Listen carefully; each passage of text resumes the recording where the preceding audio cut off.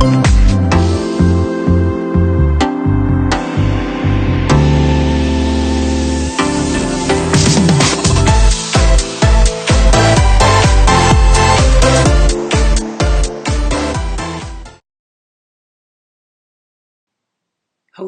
everyone. Welcome to Ed Talk TV, Conversations Worth Having. I hope you are having a great day. The sun is out where I'm at, and I love it. I hope it's shining where you're at. It might be night, morning, evening, whatever. If this is your first time joining, welcome. My name's Ed. I'm your host, and on this show, it's just a talk show. We just talk about business, tech, and the user experience. You never really know what you're going to get. You just know that you need to show up and deliver and engage. Those are my 3 core values. See how I tied that into the comments there, because you're going to learn a lot. And we go live Monday through Friday, 4 p.m. Pacific Standard Time. You can like, follow, and see first on my Facebook page. But what's even better is if you go ahead later and put in your calendar a reminder to say, Ed goes live Monday through Friday, 4 p.m. Pacific Standard Time. Hit repeat. Boom, it's done. It's in your calendar, and it's always going to remind you that you don't have to rely on Facebook. And then you go straight here to the page. Done deal. So that's a little bit about the show. And also, you'll hear me talk to replay viewers all the time, because I know a lot of you will catch this on the replay. We love replay viewers just as much as live viewers. And I put in the comments that you can check later 2 links for you. One is a starting point. So if you need to start something with me, you can go to checkwithed.com. Work with me, learn from me. I got everything over there, probably more than you want to know, but there's a ton over there for you. The biggest one is Hey Ed. That's a community that I have created for all of us, and it's a fantastic community. We're going to talk a little bit about that today, because it ties into the feedback that is today's topic. So if you are new, just be sure to check out Hey Ed later, because it's phenomenal, and we'll talk about that. The other link that I put in the comments is all about our 100th episode. Yeah, we've been doing this bad boy for 100 episodes, almost. Friday is our 100th episode.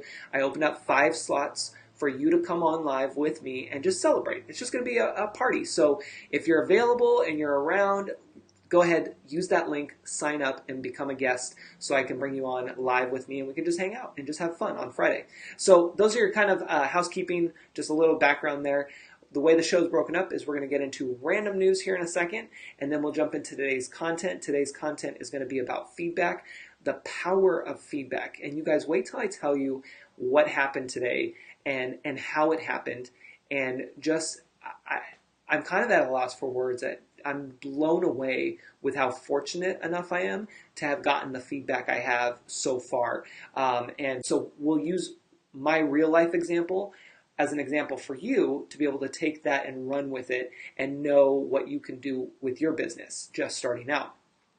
Also, if this is your first time, even if you're watching the replay, be sure to at least say hello in the comments. I would like you to do more, of course. Say hello and provide insight and value and all of that. Hey, Chrissy, welcome.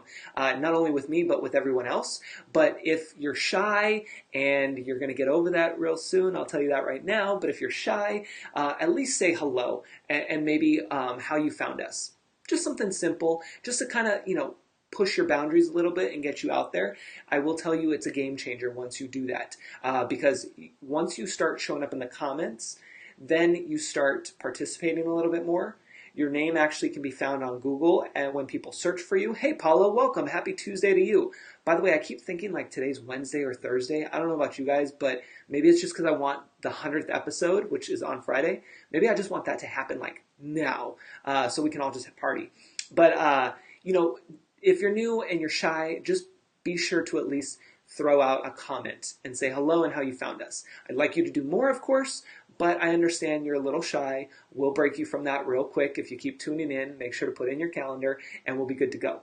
I take a lot of water, sips of water, so you'll see me do that throughout the show.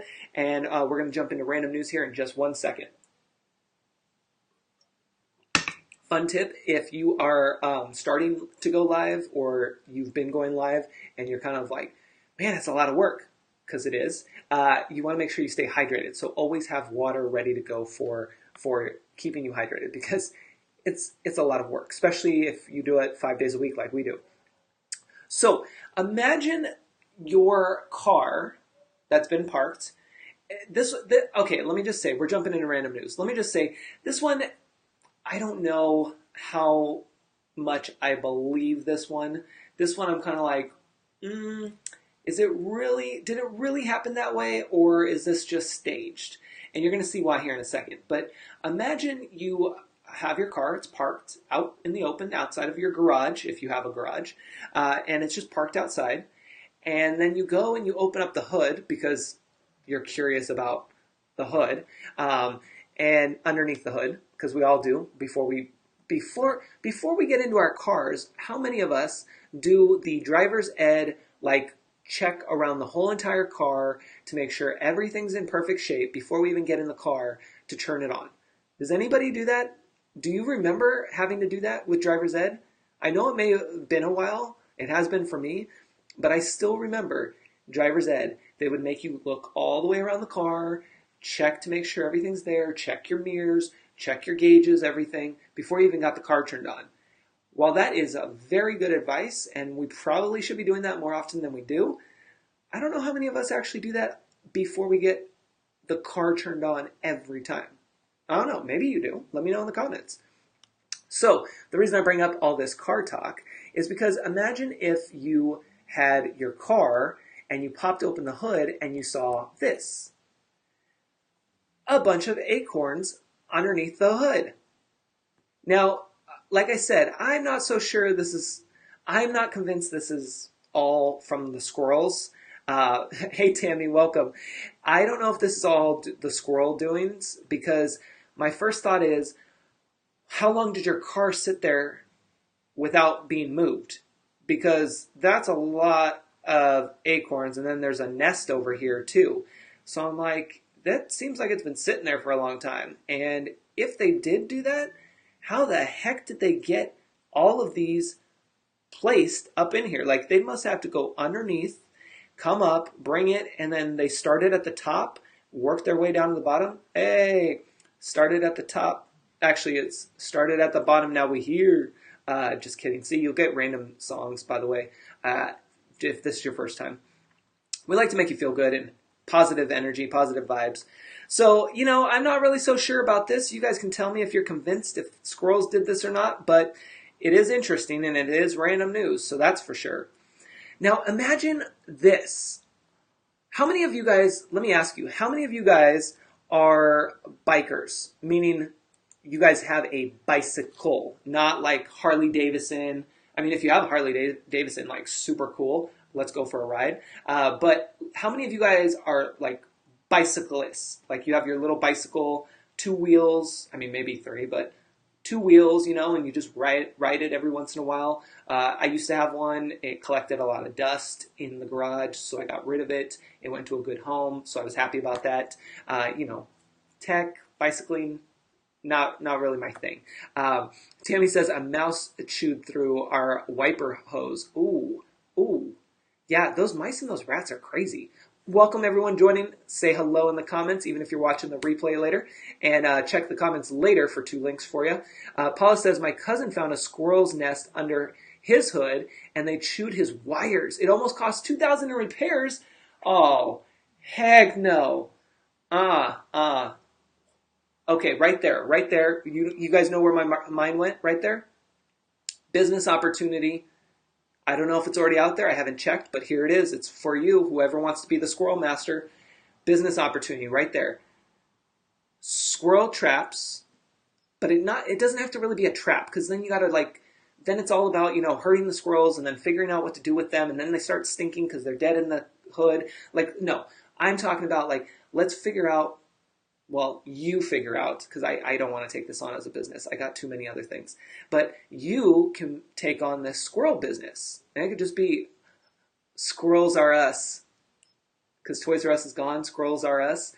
I don't know, there you go. But squirrel, under the hood protection. Again, I have no idea. This is just off. You guys are getting it fresh off the presses. Squirrel Are Us. Squirrel hood prevention. I don't know, because I just pulled up, Tammy's talking about insurance doesn't cover that. Well, does Jake from State Farm cover that? Does Allstate cover that? Because those are the two that I remember from their commercials. But yeah, Lindsay says innovation coming at you. It's true. You guys better be taking notes on this. Like somebody's about to make some good money off of this squirrel invention. You think it's funny, but watch. If somebody's really passionate about this, they could take it a long way. And I'm not even asking for a percentage at this point, but maybe just a shout out. And hey, if you want to tip me, you can tip me. That's cool. But you take a something that you can create that goes over the hood on the inside, or that's a panel that goes underneath that protects the squirrels from coming up. And then you can also, start branching out for mice and other rodents. Like you can have, a full on presence among the animal kingdom there. I don't know. I'm just saying. It's one of those things. I'm giving it to you guys raw right now. That's just how it works. Boom. So shout outs to whoever's going to take on the squirrel business. So going to our other random news, because that was random. How many of you guys ride a bike or have a bike? Maybe that's collecting dust. Now, and this is what's cool about. Have you guys heard about 3D printing? Even if you're watching the replay, let me know in the comments. Have you heard about 3D printing? And if so, what's the coolest thing you've heard about? And maybe it's not the coolest, but what have you heard about it? I'm just curious to kind of see what you know about 3D printing. I will tell you that 3D printing is blowing my mind when I see what they can do with a 3D printer. I still haven't seen it like in person, but some of the articles that I've read and some of the videos I've seen, I'm just like, what? Like, this is crazy. 3D printing is going to really be a game changer. I mean, it already is in a lot of cases that they're using it, but once it becomes real mainstream, I mean, it's pretty impressive. Tammy says, love me some 3D printing. Have you actually used it, Tammy, for yourself, or have you just seen it in the news and stuff? I'm just curious because I feel like, I haven't looked this up, but I feel like 3D printers are really, really expensive still. You've seen it in person. Okay, nice. Yeah, what's crazy is I've seen the video of how a house was built by a 3D printer, and I think it only took a day. I mean, blows my mind the way that it can actually do that. I'm sure it's crazy expensive, but it's crazy to think that that can happen, especially when you have an area like mine that was affected by the Northern California wildfires back in October that has taken out so many homes. And people are rebuilding right now. But of course, rebuilding takes a lot of time. There's a lot of red tape to go through and all of these things. And so imagine having this 3D printer to just be like, boom, done. Your houses, they're done. Here we go, done. And so it's just crazy to me thinking about that. It's nuts. Give me 1 second. I have to text somebody who's about to head to my door, and I'm on the show.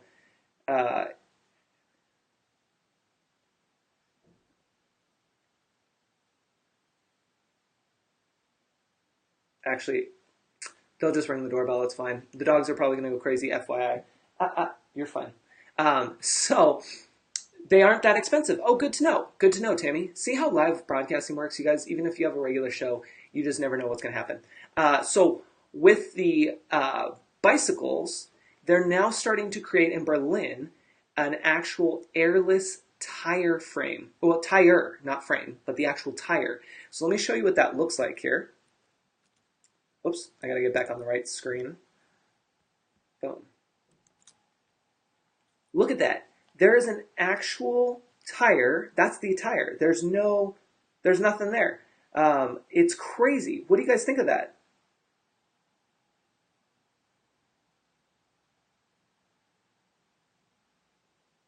I think it's really a trip to see that.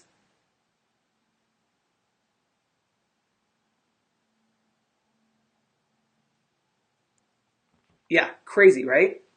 I'll just play this quick little clip here. Well, I'll see if I can play it.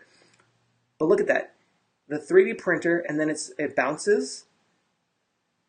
And can you just imagine not ever having to have a flat tire? That's a trip to me.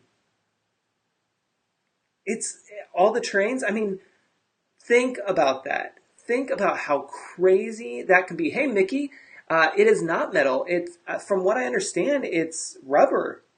It's 3D printed rubber, which it's crazy. Is it flexible? Yeah, it looks pretty flexible to me. I mean, it bounces and it just goes through like it's a trip. That's what it is. It is a trip.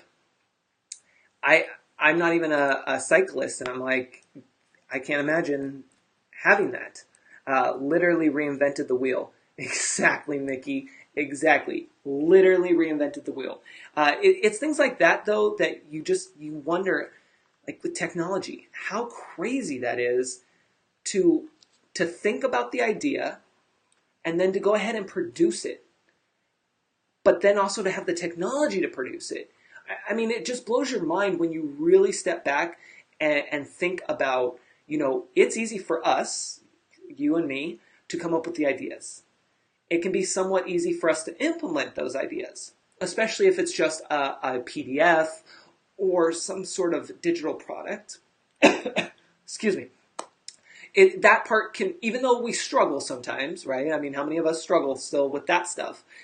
But still, it's something that's manageable enough for us to do, given that there's technology out there for it.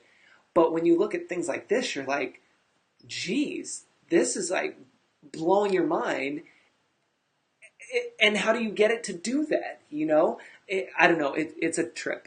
Even for me, huge possibilities with huge responsibility. Yes, Lindsay, that's a good one. Always, the more creative we get, the more fancy we get with our technology, the more responsibility that comes up, and we see that all the time. So let's dive into today's content, which is going to be about feedback. Now, I want to know how many of you guys are actually asking for feedback from your audience. And I don't mean just live, if you're going live on your Facebook page. No, I'm just talking about your audience could be your email list. It can be somebody who bought something from you. It can be somebody that you worked with, free or paid. It doesn't matter. How many of you guys have got feedback from your people, your audience members? Let me know in the comments.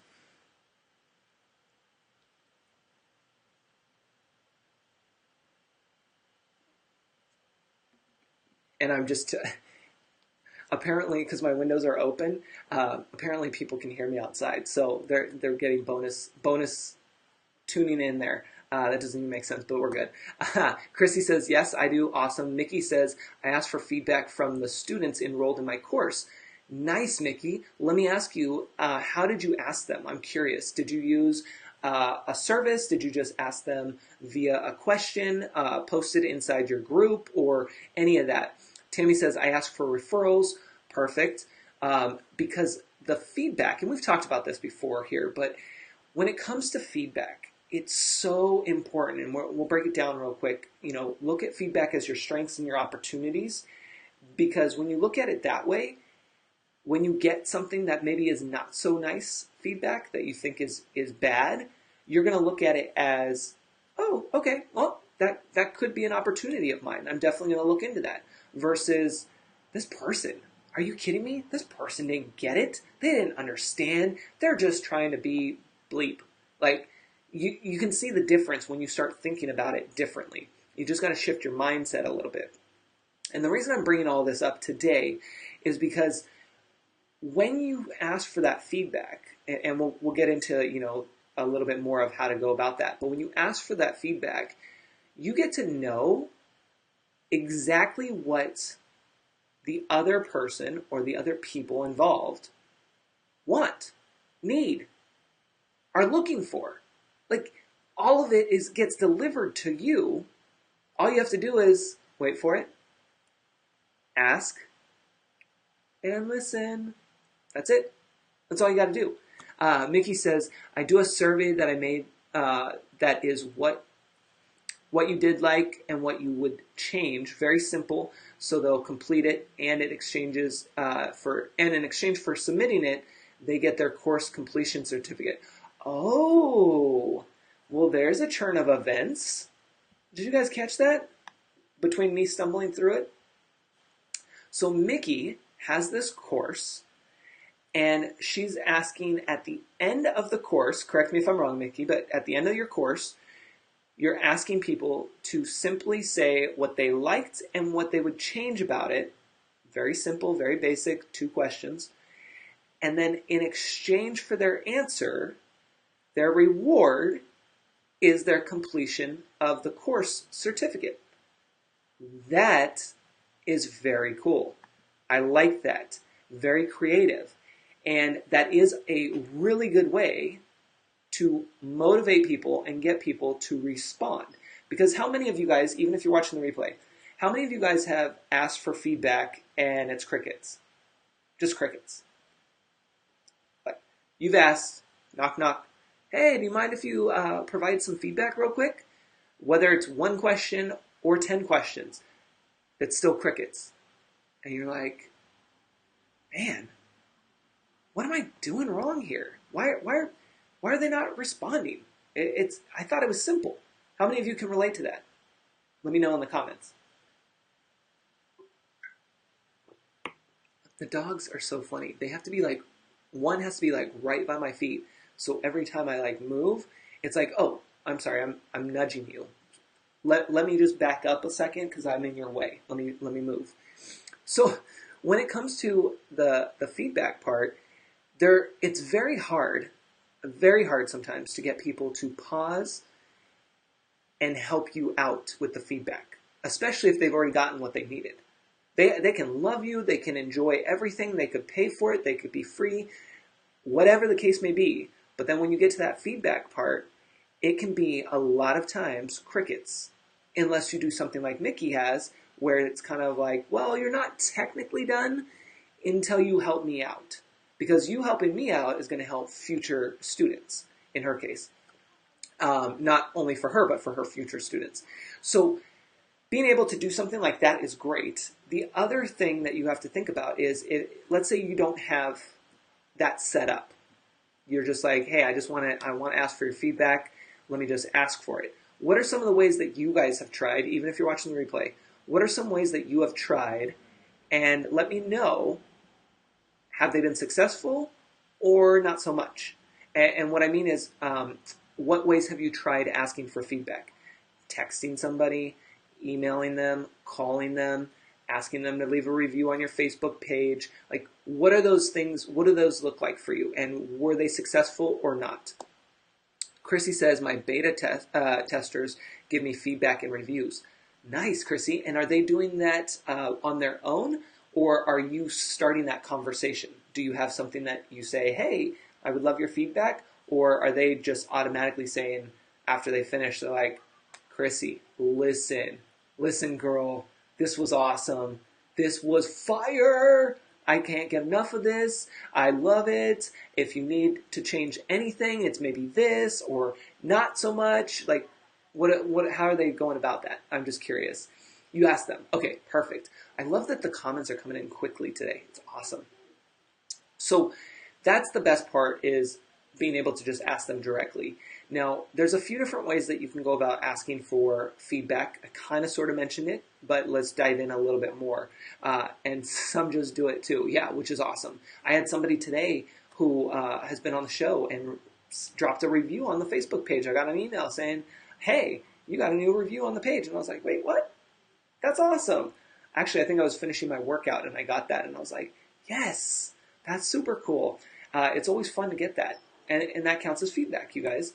So what you want to do is you want to kind of set up a game plan for yourself. You want to think, what avenue, what communication route do you connect with your audience right now? Is it email? Is it texting? Is it Facebook? Is it your business page? Like, what is the avenue that you're connecting consistently with your audience? Then from there, you want to start asking them simple questions.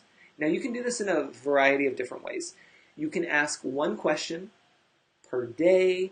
You can ask one question in a survey. You can ask 1 to 3 questions. maybe 1 to 10 questions as they directly relate to something. What I mean is the more specific your question and the least amount of questions, the more willing people are to fill it out.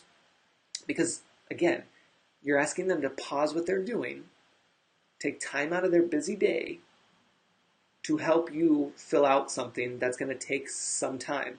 It could take 30 seconds, it could take 2 minutes, it could take 20 hours. It doesn't matter. I mean, it does if you're at 20 hours, that's a little bit much. But you know what I'm saying is that it still requires them to pause what they're doing, take time out of their busy life to help you with providing some feedback. So while we have people that are eager to do that and ready to go, there's a lot more people that are like, we were good. Like, it was great, thanks. And then you keep it moving. I mean, we all have been on that side of the road as well. And so we have to remember that, you know, time is precious and that we want to make sure we ask the right questions. And sometimes you may not know the right question. How many of you, even on the replay, how many of you have asked questions and then you're like, maybe that wasn't the right question. Maybe that wasn't very specific. I'm asking you this and I'm sharing all of this because the real life experience I want to share with you is what happened today inside the Hey Ed community.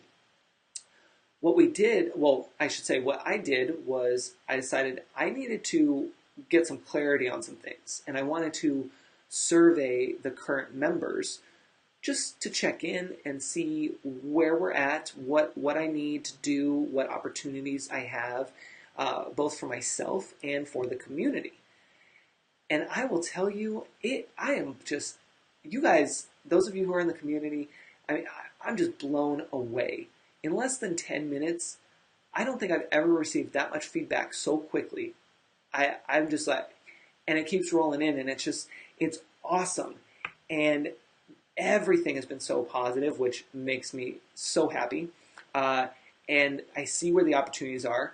And what's great about it is I now know what trainings people want to see inside the community. Don't get me wrong, I have a whole list. I have a whole list in Trello of things that I want to start working on inside the community and have these trainings that are free to the members, of course, and go through. But now I have this list from them directly that's basically getting bumped to the top of, okay, now I need to hit those points first. Because they told me what they want and what they need and what they're looking for. And so that's what you want to be able to offer to your surveys, however you're asking for feedback.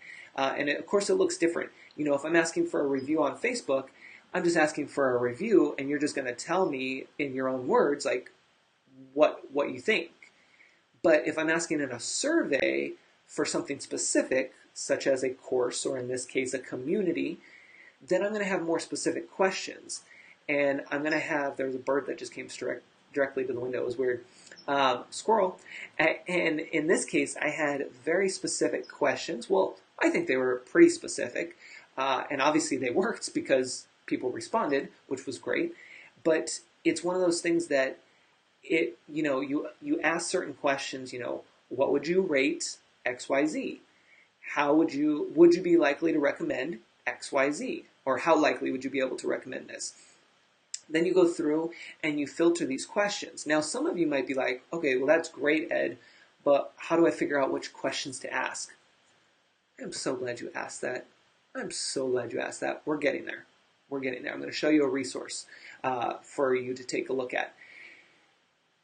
Getting back to these results are crazy that I've gotten, and I share that with you, and you guys might have seen it if you're on my Facebook page here in the post below this video. I actually did a screenshot just of the actual words, so you can see that I'm not making this up. Like, that literally came from, I'll read it to you, literally came from someone inside the community, and actually there's multiple ones of similar to this that I haven't shared. So let me just go here. I'm just going to read you guys, because this is what blows me away. I mean, these are some pretty big details, and I only asked one simple question. So I'm going to read this to you. The question was, and here you can make note of this question, by the way. So here you go. So one of my survey questions was, anything else you would like to share? Be open and honest here as this helps me improve the community. Super straightforward. It was towards the end of my survey questions. You know, they've already given me feedback on XYZ. They've already given me ratings and whatever. And then now at the end, I always like to ask, and some of you who've worked one-on-one with me, you know that I ask this in my intake forms. Anything else you'd like me to know? Is there anything else I can help you with? And so with this one, the question again was, anything else you would like to share? Be open and honest here as this helps me improve the community. So the response to this was, quote, I don't know how this community could improve. I don't know how a startup millennium business is surviving without this community. Seriously, for less than the price of a frugal dinner for two, roughly $60, you no longer have to be, sorry, I messed that up. You no longer have to be and know all of the things. Seriously, how is anyone building or running a business and not in the Hey Ed community? Does that just not blow your mind? I mean, I'm just like, and there's more of those types, and I'm like, people are taking their time to fill this out, which means the world to me.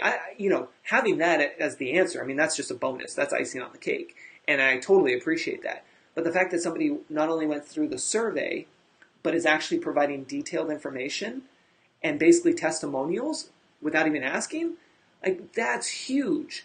And so that's why I want you to be open to asking for feedback. That's why I want you to be open to surveying your current audience. It doesn't matter if it's your Facebook page audience, if it's your small mastermind, if it's your small community, if it's your small email list of 2 people. I don't care. But to create a survey and just ask and listen to what comes in. And know that you may not get all the responses right then and there, same day. You may have to post it a couple times or send it a couple times, and that's okay. But what would be nice is to use a service, which I'm going to show you one, that can help you keep all of this information clean, easy to do, and to be able to see the results all in one spot. Now, some of you might already have a survey program that you're using. If so, share in the comments, even if you're watching the replay, share in the comments what service you're using and maybe why you're using it. Because not only do I want to know, but people who are going to check the comments later are going to want to know. They're curious. We always are. And it's nice to see what tools people are using and why they're using it. So take a look at that. Now, what I'm going to show you here is just one of many, many tools that are out there. And some of you in the Hey Ed community already know this tool because you've seen it and you started using it, I think. But this is one that I've used for several years called Typeform.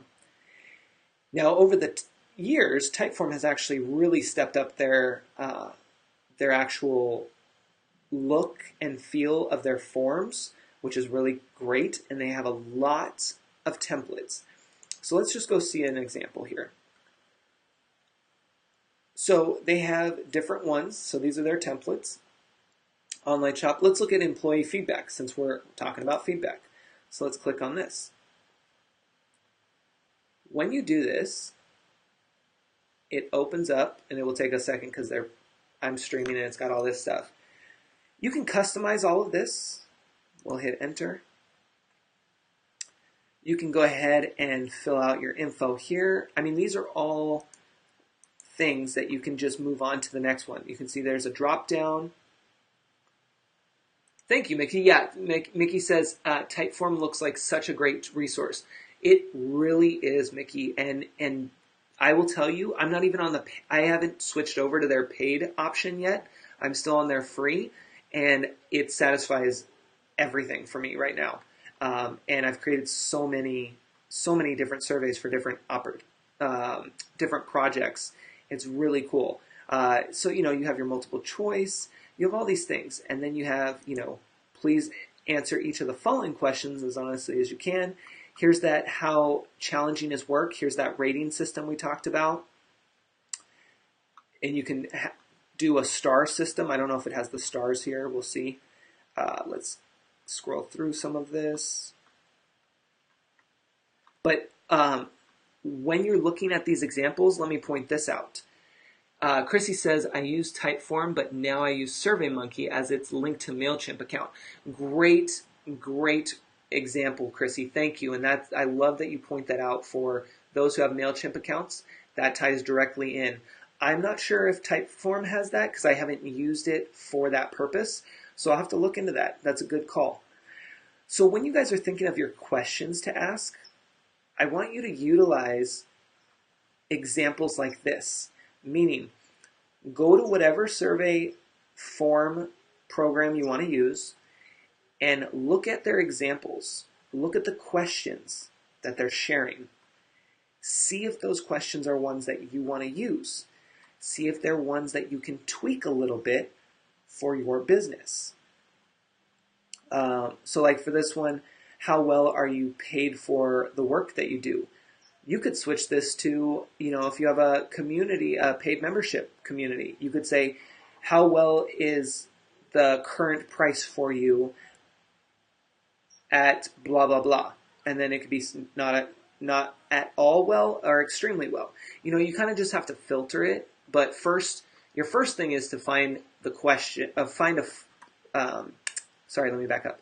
Your first thing is to find a system, a program that you want to go with. Then you're going to do your market research. Yeah, see how I tied that in? Market research to see what questions you like, which you can find inside of examples like you're seeing here. Then you're going to go through and process of elimination. You're going to break down the questions that work for you. So it's like brainstorming, you guys. You're going to go through and do your market research. You're going to find all these questions. Oh, that's great. That's great. Yes, yes, I like that. I like that. And you're going to write them all down. Then you're going to take a break. And you're going to come back. And you're going to go through them. Yes, no, maybe, yes, no, maybe, no, yes. You're going to go through all of them. And you're going to see which ones work. Which ones may work for you, I should say. Then from there, you're going to take that list of, let's say, 20 questions, and you broke it down to 10. And then you're going to start fine-tuning each of those questions. And then you're going to pop that into a survey. And then from there, you're going to share that survey. And then you're going to get responses. And then that's when you make your adjustments as needed. Does that make sense? Is that kind of helpful? It's kind of like that tree. I don't have the paper in the office right now. But it's kind of like the tree we did yesterday for mapping out your website, having the branches. You have your survey idea here. Then you break it down. What program are you going to use? Okay, where are you going to find the questions? What questions are they? Are they the right questions? You're just going to keep going down the chart, the branches there, to see what works for you.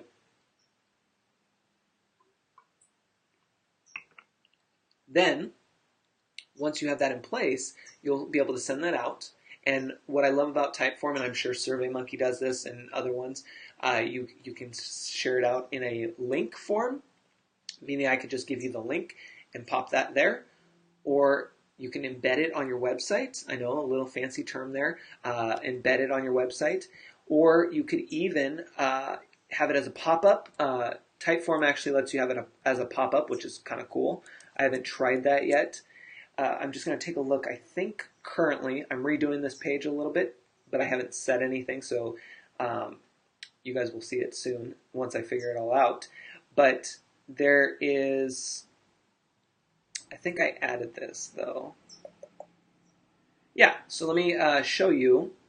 This is going to change, just FYI, but let me show you what I did in terms of sharing a survey that was similar but not the same for the HeyEd members. So what I did today was I created two surveys. I created one for the internal use, which is inside the HeyEd community. So it's for community members who are already experiencing everything.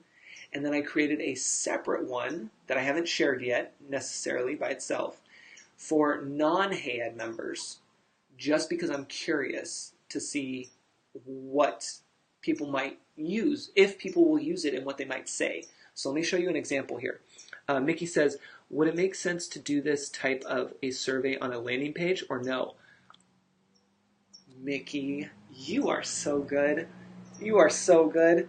Let me get back to this question. Let me just share this with you and let's get back to that question. So on the current Hey Ed page, the sales page, the landing page, if you will, you have all the stuff here. And I'm in the middle of redoing this, by the way, so it's going to look a little different, hopefully, by tomorrow. But it's going to be cleaner and so much better. So you have this as the landing page, right? The sales page. And then what I did with the non-Hey Ed member survey was I created one in Typeform, and then I embedded it on the page here to ask people, hey, if you're not ready to become a Hey Ed member, share with me your feedback as to why. Not to pressure anybody, but so that I can understand a little bit better of why people might not be clicking the join now button, right? I want to know, just for my benefit, is it the sales page? Is it the sales copy? Is it the service?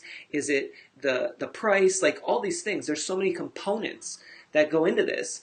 So my thinking here is by providing this directly on the page, it's there if somebody wants to use it. People are probably going to skim over that and not, but that's okay. It's there if people want to use it. And then I asked some simple questions. So let's browse through this real quick because this should help. How did you first hear about Hey Ed? We'll just say social media. Boom, it moves to the next one. How likely is it that you would join the Hey Ed community? Well, you're probably, if you're taking this survey, it's probably not necessarily a 10, although it could be, and then you would answer some more questions down below. So let's just say a 7. Boom. Why did you give it a 7? And then you would put in your answer. If anything is holding you back from joining Hey Ed, what, if anything, is holding you back from joining Hey Ed? Well,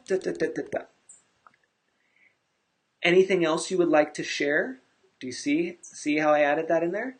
Anything else you would like to share? Because I don't know if all of my questions are exact, and I don't know if that's going to always be the right question for you to answer. So I like to personally always provide this question anytime I'm working with people because I don't want them to feel restricted. I want them to be able to freely share what they have on their mind. And then just because I've learned this in retail environment and because personally I want to be able to connect with people, I put this option if people want me to follow up with them, because let's say you're on the fence and you have some questions. Well, if you don't put your email here, I can't reach out to you because I don't know who you are. And of course I could have put, fill out your first name, last name, and all that stuff up here, but then it's not so much, it's more personal and that might turn people off in this example. So does that help? Does that make sense? I'm really trying to keep it as free and as open as possible because I want people to feel welcome and I want people to just give me that raw feedback and share with me their information in terms of what they're seeing, what they like, what they maybe think is as opportunity. And then if they really want me to follow up with them, boom, you pop in your email and then, hey, let's connect. So that's just the way that I do it and the way I enjoy, because then you're able to get some feedback and then also follow up with people. I will tell you that's how it happens a lot in retail in terms of surveys that you fill out. A lot of times the surveys will ask you at the end for your personal information, and we'll ask it sometimes if you want a callback or if you want to be contacted by a customer service representative to follow up with you, all of that stuff. Lindsay says, I do like that option at the end. Perfect. That's good feedback. See? And that's why I didn't want to put, name, email, date of birth, all that stuff. Like, no, because a lot of the times we get overwhelmed with that and it's like, pump the brakes, back it up. No, total turn off. So like I said, this page is changing. It's in the process of changing to make it better and cleaner. But I did add that for now because I thought, why not? I mean, it's not hurting anything. It's literally asking people, because I can't physically be there, to say, oh, I see that you didn't join. Is there any reason why? I can't I can't do that. I mean, I could put a video, but then people actually have to click. This is like, hey, if you're not ready and you want to share feedback, tell me right below. How cool is that? And so then that goes into Typeform, and then they have a results page that will provide the results for me all in one screen, which is awesome. Lindsay says, it also feels more personal instead of just data collection. Oh, see, that's good feedback. Do you guys see that? That's what I love, by the way, about this live broadcasting, this show. You guys engaging in the comments and sharing with me that, because what you learn here, you can take and apply to your business. Yeah, it's not just about me here. It's about me showing you and giving you examples that you can then run with and utilize in your business. And I love that Lindsay said that. It also makes it more feel more personal instead of data collection. And Lindsay, that's actually why I didn't put the pop-up. So I did think about that. So here, I'll let you guys in. Are you ready to plug in a little bit more? I'll let you inside my head for a second. Here's where you can pick my brain, but I'm really just going to give it to you. So I thought about just putting a link, so you can click and go to the link, which I think, let me just look at the page, which towards the top of the page, I actually do have that. If people really were interested, there is a click here link that takes you to a separate page. And then I thought about doing the pop-up or the side coming in from the side. And I thought, that's cool, but I don't really want to pop up on this page. What if I just test out this built-in embed mode and just run with that so that it's on the page and you don't, as a user, have to leave the page until you're done.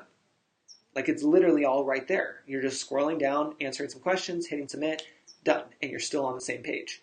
So that's why I used that feature, and I feel better about using that feature, and I'm glad that it feels more personal to you as well, going that route. Carol says, that was a great feedback tool, Ed. I've only used Try Interact for quizzes. Oh, cool. Yeah, and with Typeform, I think they have quizzes on there. I think we even saw that in the examples, didn't we? Let me see. Yeah, so let me show you guys. I haven't used this feature, but look it. They got quizzes. How cool is this? Look at that. And then you can play around with this. I have not tried this, so this is something to play around with. Lindsay says, smart to make sure they don't leave the page. Yeah, that too. You know, I don't want them bouncing around, especially if they're not 100% ready to join. Why do I want to send them to another page only for them to fill out and then close that page and come back to this page? Like, I'm trying to make it less is more here. So, you know, it's really one of those things that I'm trying to be as much as possible inside the user's head, inside of the customer's head, the potential customer, you guys.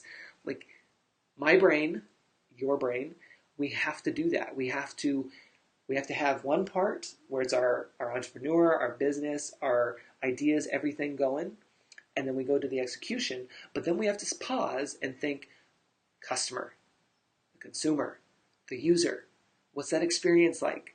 We have to put ourselves in those shoes.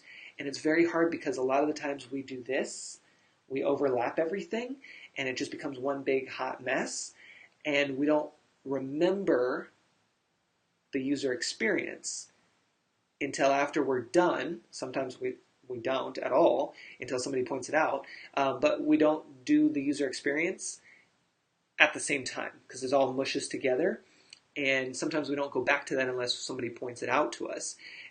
And it's hard because a lot of people aren't going to point it out. They're just going to move on unless they know you, unless they're like, listen, I mean, I had somebody today even who thankfully emailed me and was like, hey, just so you know, this link on your site, it's going to your page, but it's not showing the courses that you I'm imagining you wanted it to show, and I just want to make sure you knew about that. Yes, thank you. Like, and I do that for people all the time when I'm browsing their sites, or I mean, that's actually how, believe it or not, that's how I got one of my clients. Is that the journey started by me messaging them on Facebook to let them know that a link on their site was broken, and then going in and helping them with fixing that and kind of educating them a little more about Facebook. And then from there, I just continued that journey, that conversation with them that led to helping them market and work as tech support and customer service for their big event. That's how it works, you guys. And it all started with just me reaching out to fix something. And, whether or not I fix it or they fix it, it's just, hey, I want you to be great. And I see that there's something going on, just FYI, because you may not know. We, so many times, and you can agree or disagree in the comments, even if you're watching the replay, but how many times do we set something up on our website? We're like, yes, I did it. I got it. It looks great. Boom, publish. We're good to go. And then you go back to it and you're like, what happened? My site is broken. Everything is out. It's all gone. It's like, what? That's not supposed to be there. I didn't have that. How many of us have experienced that? I will tell you guys, I actually just experienced that the other day. Yesterday was a long day. Literally woke up to check stupideasy.com because I had somebody who was supposed to fix something on the back end for me. And I woke up and I look. You guys, I almost had a heart attack. It was a completely different look. Like the homepage was not the homepage I had designed. I was at a loss, and I was freaking out. I was getting on tech support. I was fixing this and that, and thankfully, I was able to revert back to a backup. That's why it's important to have backup. And I will tell you, it's important. I will just tell you, yes, I'm an affiliate for these guys, but I will tell you, even if I wasn't making any sales off of them, SiteGround is the best web host you can ever have. I will tell you that right now, whether I'm an affiliate or not. I am, but I'm just saying, like, they have the best customer service / tech support outside of me that you will ever experience in your life. Literally the best. And I've used a few of the other web hosting services, and I will tell you their support does not compare to them. So SiteGround, you guys are awesome. I tell you that all the time, but I appreciate the support that you guys helped me with, and they were able to help me restore from a backup and get some things back into place within 30 minutes. I mean, it didn't take them 30 minutes. I got everything done in like 30 minutes. It only took them like 5 minutes to tell me, and I'm on chat with them in less than 30 seconds. It's really nuts, to be honest. But anyway, so it all got fixed. But the point is that it broke. And it's one of those like, which is why we constantly have to check our site. And we constantly have to, be aware of, things can still break even if we've set them. So we can't really set and forget. We have to constantly check. Same thing with your contact forms. I know we kind of stopped with the feedback part, and we're kind of going into website best practices here. But before I let you guys go, please check your contact forms. It's so important because what will happen is, and this happened to somebody the other day that I went to their site because their email wasn't working. So I went to their site, filled out the contact form. That wasn't working. And so I thankfully was able to find them on Messenger and said, hey, just FYI, your contact form and your email are not working. You got to get that checked like ASAP because you're missing out on business. Not from me necessarily, but from all these people that are probably coming to your site. And you wouldn't know because they can't get in contact with you. So make it a routine thing to check your contact form weekly, maybe monthly. I don't know about every 6 months. That kind of freaks me out because things can happen on a daily/hourly/minute basis. And so, I don't want you to spend all your time every day checking your contact form, but, routinely checking it would be good. So anyway, I hope that was helpful. Hopefully gives you some ideas for feedback, and seeing how you can start getting that. Always feel free later to come back and share with me how it went. If you start asking feedback/surveys to your audience, tag me. Let me know how it goes. Share them on Facebook and tag me and all of that good stuff. I want to see and I want to hear. Again, if you need anything, there's a couple links in the comments. Checkwithed.com is your starting point. It's also where you can find out about Hey Ed, the membership community, and lock in that low price before pricing goes up. I'll be working on the new sales page to fix that up and clean it up for you guys here in the next day or so. And then if you want to join me live to celebrate the 100th episode, which I hope you will, I have 5 spots open. Just fill out the form. There's a link there, and let me know, and then I can bring you on Friday for our 100th episode. It's going to be super casual, super chill. We're just going to celebrate being live for 100 episodes. It's really awesome. So I'm going to leave you guys with this, and I will talk to you soon. Take care.